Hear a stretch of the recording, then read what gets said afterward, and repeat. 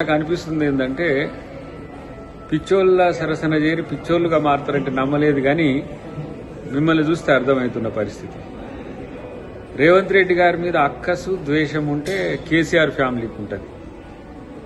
మీకు కూడా దాన్ని వంట పట్టించుకుంటే ఆలోచించాల్సిన అవసరం ఉంది. ఇప్పుడు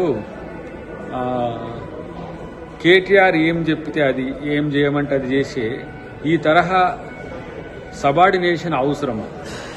ఎవరో రాజకీయంగా అవకాశాల కొరకు వెంపర్లాడేటోళ్ళు ఏదో అలాంటి చేస్తారంటే ఆ స్థితికి ఆర్ఎస్ ప్రవీణ్ కుమార్ కూడా మిత్రుడు చేరిందంటే ఒక ఇంత హాస్యాస్పదం అనిపిస్తున్నది.